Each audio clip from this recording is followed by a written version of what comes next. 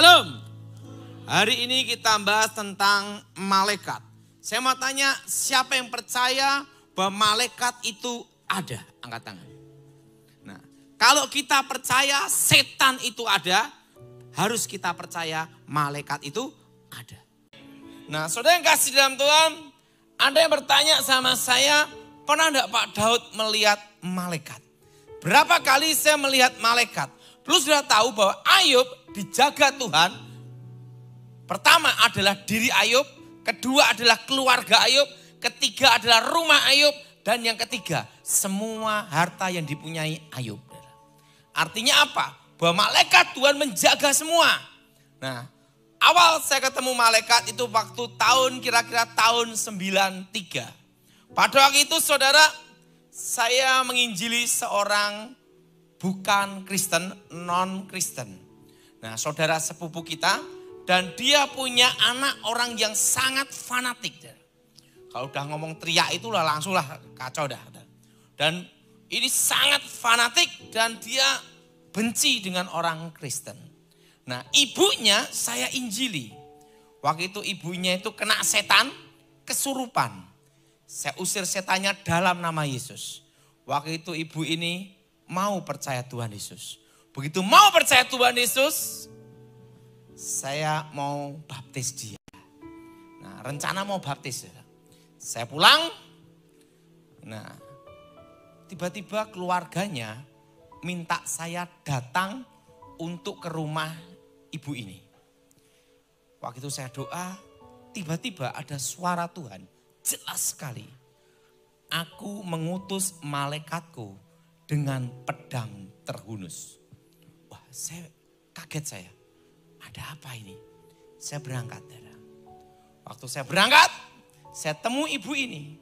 Waktu saya temu ibu ini, tiba-tiba anaknya laki-laki marah, ngejar mau mukul saya. Itu kira-kira jarak tinggal 1 meter. Dia mau mukul gini, tiba-tiba saya lihat tepat di depan saya. Jadi malaikat itu tidak ada yang kecil. Kan sering kita melihat gambar malaikat kecil gini. Itu malaikat piye namanya. Malaikat itu tinggi. Hampir 3 meter. Saya gini. 2 meter lebih. Pedangnya gini. Natap gini nih. Ngelihat saya gini. Matanya berkilauan. Pertama kali. Rambutnya silver perak. Bajunya putih berkilauan. Model ininya seperti tatahan es. Dan sepatunya Hermes kalah. Kenapa? Karena modelnya seperti gini. Gini. Dari emas murni. Jubah putih berkilau. Gini. Dan pedangnya berkilat seperti petir. Nah, dia berkata, jangan takut, aku diutus menjagamu. Anak muda ini mukul gini, peng, jarak 1 meter bisa gini, mukul lagi, peng, muter. Setiap kali muter, muter terus, enggak bisa nyentuh saya. Dikira saya masih belum bertobat, punya aji lembu sekilan. Apa yang terjadi? Anak muda ini ketakutan. Karena apa saudara? Setiap mendekat jarak 1 meter itu mental. Muter lagi. Nah, ibunya yang melihat hal itu. Saya ngomong sama ibu ini. Ibu mau enggak percaya Tuhan Yesus? Mau. Tapi saya tidak bisa ke gereja. Yang penting ibu percaya Tuhan Yesus. Dan apa yang terjadi? Ibu ini percaya Tuhan Yesus. Tetapi dipaksa tidak boleh ke gereja sama anak-anaknya. Apa yang terjadi? Suatu kali. Ibu ini umur di atas 80 tahun. Masih naik bis gini. Sehat. Suatu kali dia berkaca dandan gini. Tersenyum gini. Pas bengesan meninggal. Tidak sakit, berkaca meninggal. Dan pada waktu meninggal, Waktu mau dikubur saya suruh datang, itu ribut. Mau dikubur Kristen atau dikubur ini. Karena ibu ini percaya Yesus. Saya ngomong, dikubur apapun tidak ada masalah. Nah akhirnya dikubur. Dan apa yang terjadi saya lihat. Pertama kali saya lihat, malaikat itu ada. Amin. Amin. Dan malaikat itu menjaga. Alkitab berkata malaikat berkemah di sekeliling orang percaya. Menjaga rumah kita dan harta milik kita. Suatu kali waktu zaman susah. Saya masih ingat. Waktu itu mama saya dikasih 2 ekor ayam betina. Waktu itu keluarga saya susah sekali. Karena papa saya itu nakal. Kalau miskin sama mama saya, kalau kaya sama perempuan lain. Nah, mama saya berdoa untuk papa saya, itu tidak lama. Hanya cukup 20 tahun. Lumayan lah, saudara. Papa itu nakal, hari ini nikah, besok selingkuh. Mama saya waktu itu miskin sekali, ditinggal pergi papa saya.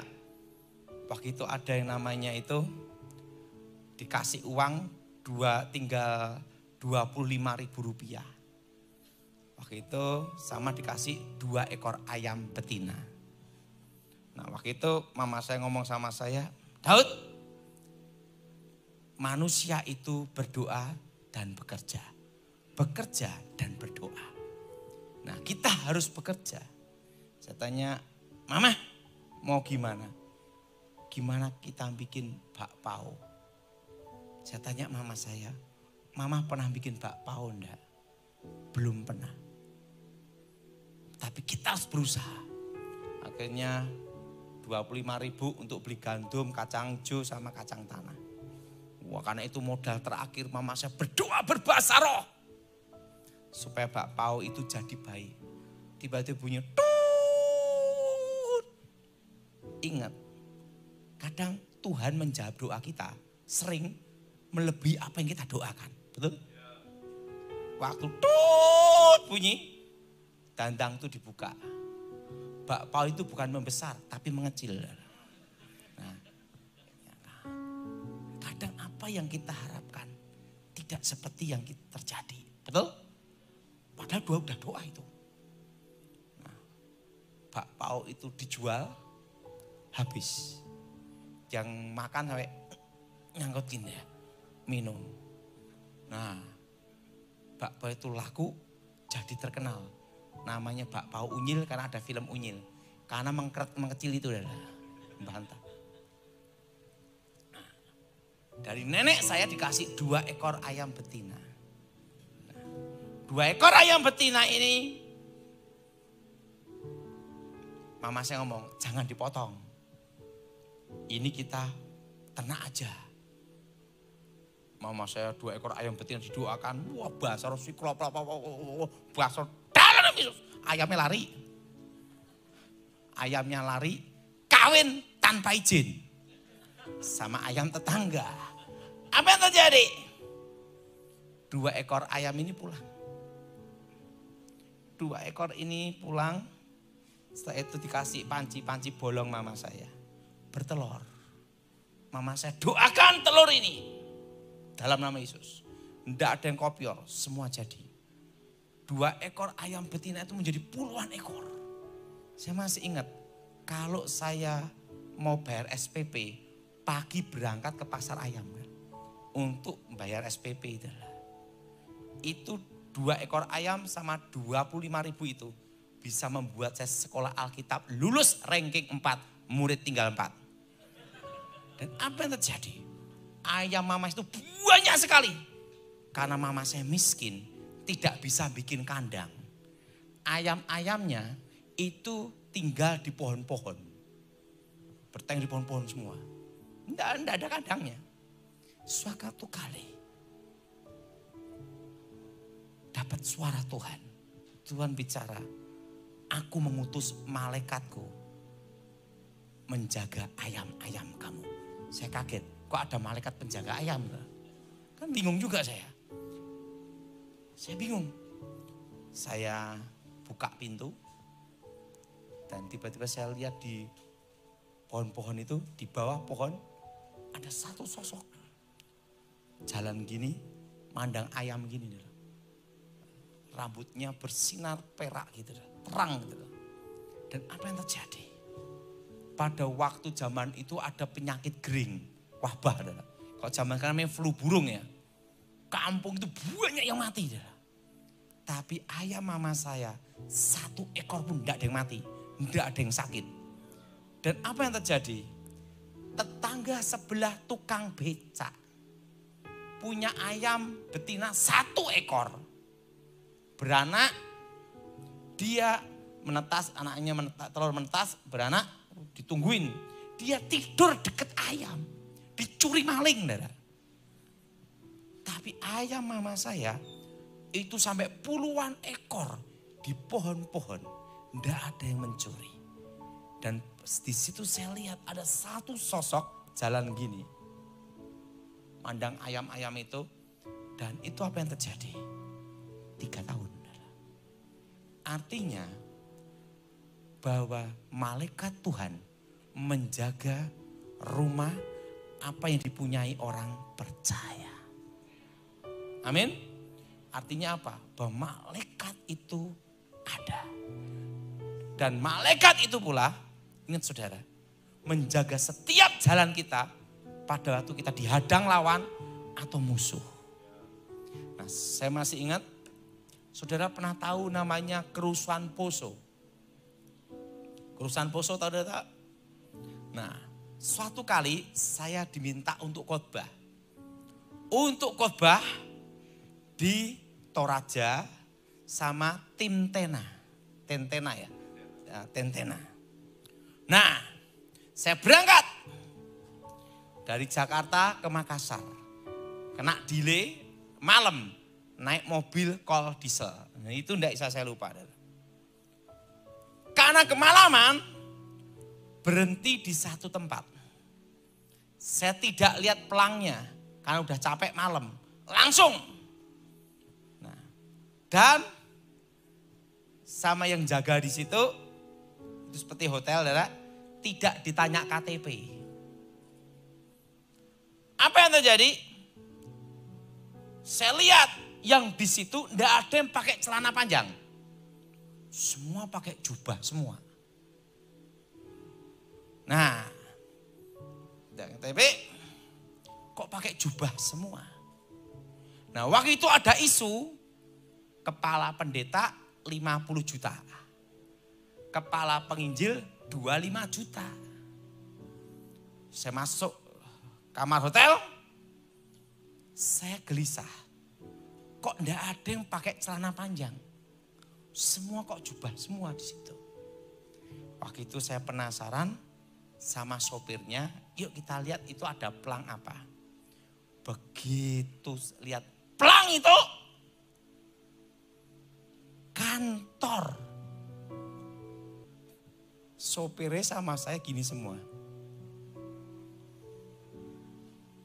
25 juta sudah ada di situ. Dan mereka mau nyerang Poso. Sopirnya gini, kok kita enggak tahu kalau kita masuk ke tempat ini. Sopir sama saya masuk ke dalam kamar hotel. Mereka mau rapat. Saya ngomong gini, kita udah terlanjur nginep di sini. Ini kalau kita keluar mendadak pas mereka kumpul, itu bahaya. Lah Pak Daud di mana? Ya, sopir gini, kalau Pak Daud yang mati, yang kehilangan banyak jemaat, umat. Kalau saya yang mati, sopirnya ngomong gitu, yang nangis hanya satu keluarga. Saya ngomong gak bisa.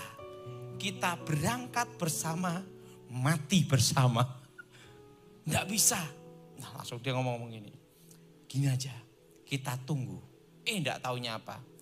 Ini kan ada kayak ruang tamu. Jadi saya itu nginep di tempat mereka rapat, tidur di sebelahnya mereka rapat. Saudara. Waduh, langsung berdoa gini. Enaknya gimana?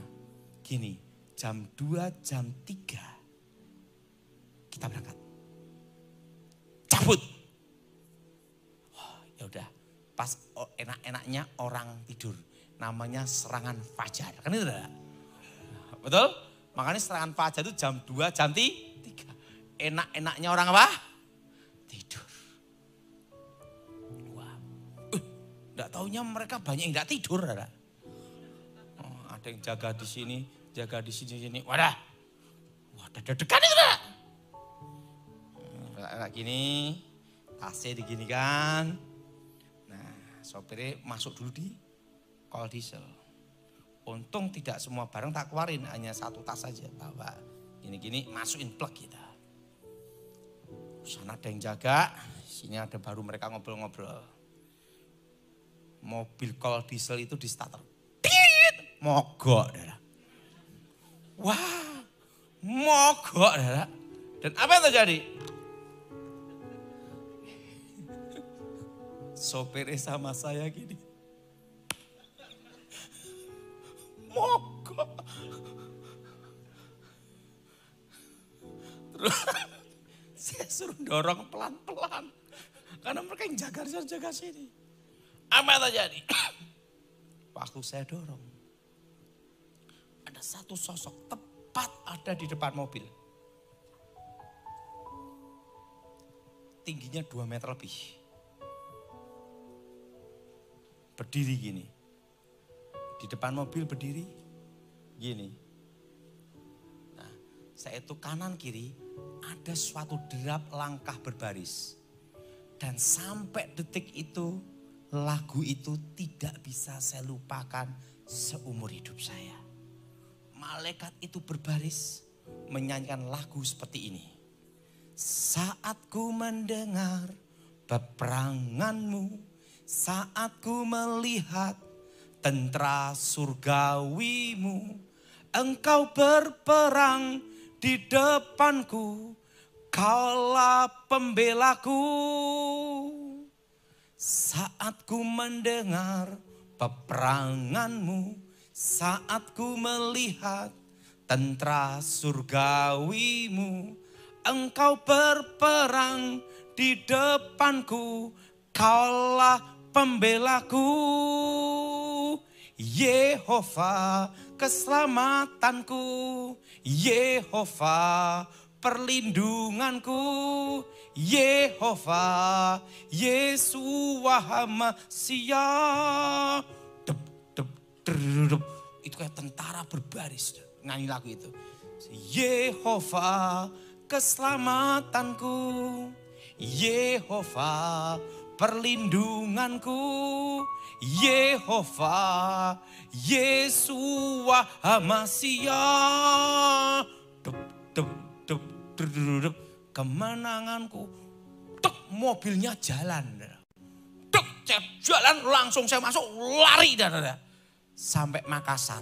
Dan sampai sekarang saya tidak pernah ke Poso. Nah, kenapa saudara? Di situ saya lihat.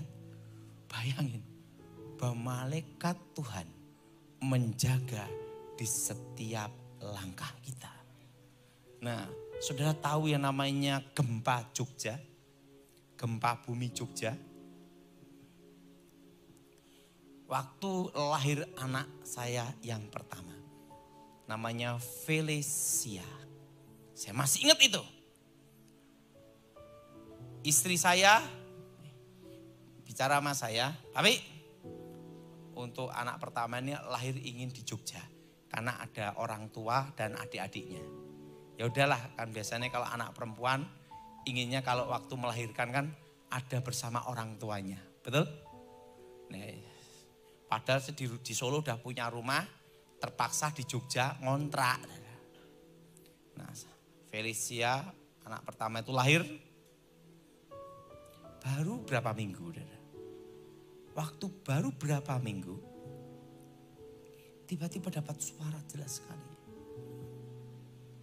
Daud, ada apa Tuhan? Hari ini engkau keluar dari Jogja. Ada apa Tuhan? Nah kadang tuh Tuhan tidak ngasih penjelasan.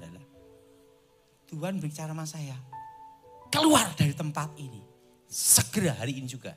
Segera engkau keluar. Keluar dari tempat ini. Saya bangun, saya ngomong sama istri saya. Mami, hari ini juga kita kembali ke Solo. Keluar dari tempat ini. Oh, gak bisa, ini kan kontrakan masih lama. Biasa perempuan gini. Banyak bahasa roh. Gak bisa, gini. Oh gini mau, ini. Wah dia ngomong gitu. Wah. Nah saya ngomongnya, lah kamu milih suami atau keluarga kamu? Ya kan di shock terapi bekas dukun kan pinter. Ya ikut suami, ya ikut saya, enggak usah ribut. Ya barang-barang yang ngangkat siapa? Langsung saya ngomong, saya ngangkat. Tak lihat barangnya, oh enggak kuat saya. Banyak lemari, banyak lain-lainnya. Nah, saya telepon kawan saya namanya Andre yang ada di Solo. Andre, ada apa Pak Daud? Saya minta tolong. Siapkan sopir 1 sama tukang angkat berapa orang. Ada apa Pak Daud? Pokoknya hari ini saya harus keluar dari tempat ini. Loh ada apa Pak Daud? Tolong Dri. Yaudah baik. Langsung siapin sopir sama truk. Nah angkat barang. Hari itu juga udah. Sore ini berangkat. Berangkat ini. Nah saya naik mobil CR-V. Itu ada panci, ada piring, gini. Nah istri saya gendong anak saya. Nah, kan kadang kalau di jalan ada polisi terus. Glundang. Wah dia gini terus. Bahasa roh mimil terus. Wah, tak biarin aja lah. Sampai Solo. Waktu sampai Solo, tiba-tiba dapat suara Tuhan lagi. Siapkan bahan makanan di rumahmu. Beli sekarang. Wah langsung beli Indomie, beli beras, beli daging, apa semua ada. Sangat beli arang juga. Istri saya tanya, arang itu apa? Jaga-jaga kalau nanti lampu mati bisa kipas-kipas. Udah. Nah sudah toh. Semua udah pindah semua. Tengah malam baru dapat suara. Engkau sudah keluar dari tempat itu. Saat ini sudah waktunya aku menginjakkan kakiku di Jogja. Laut bergelora. Apa yang terjadi? Malam itu gempa bumi. Itu tempat yang saya kontrak sekitarnya gitu. Mertua saya sama adik-adik istri saya lari ke Solo. Cari bahan makanan susah. Karena minimarket, supermarket diserbu semua. Nah, mereka sampai ke rumah saya. Loh Daud, kok kamu bisa keluar dari situ? Pindah, kenapa enggak beritahu saya? Saya beritahu, saya dapat suara Tuhan, suruh keluar. Kenapa enggak ngomong ke kita? Supaya kita ngungsi juga. Saya juga enggak tahu, suruh keluar aja. Dan apa yang terjadi? Mertua saya kaget, karena apa? Udah ada Indomie, ada beras, macam-macam semua. Saya beritahu, karena waktu itu Tuhan beritahu saya, suruh nyiapin makanan. Nah, setelah itu, makanya sampai sekarang saya punya pengalaman, kalau kita ini punya anak kecil, kalau bisa ngalah, jangan ngasih tempat tidur yang tinggi segini. Lebih baik sementara waktu ya di bawah aja. Pengalaman apa? Ini pengalaman. Anak saya Felicia, habis gempa itu besoknya ditidurkan di ranjang. Ranjangnya tinggi segini. Biasa perempuannya suka ngaca sama bengesan toh gini loh. Nah gitu lah. Udah merah pun tetap gini-gini. Di rumah pun tetap gini-gini kan. Padahal belum tentu keluar rumah, betul? Gini-gini, pas gini-gini. Wah. Nah, anak saya Felicia anak pertama ini belajar gini nih, blek, gelundung, blek. Ke lantai langsung kepala bagian belakang. Duk gitu lah. Isi saya lihat pucat. Pikirannya apa? Gagal otak, betul enggak? Blek. Istri saya udah pucat panik gini. Oh saya juga kaget. Jatuh gini.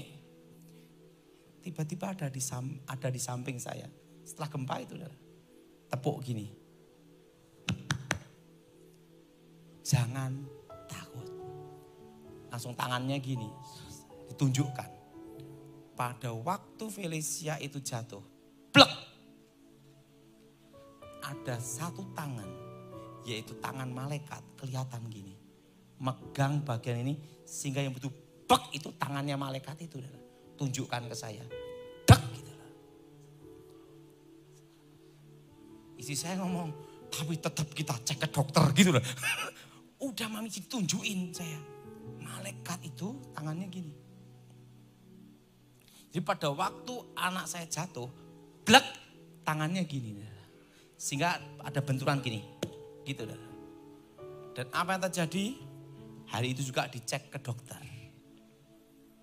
Tidak ada luka, tidak ada benjol, tidak ada sakit apapun. Sampai dicek ininya semua.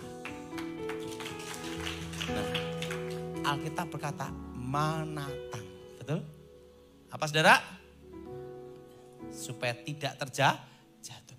Di situ saya lihat bahwa malaikat itu ada.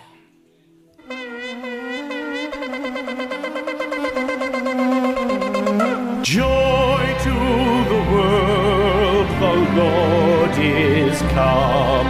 Let earth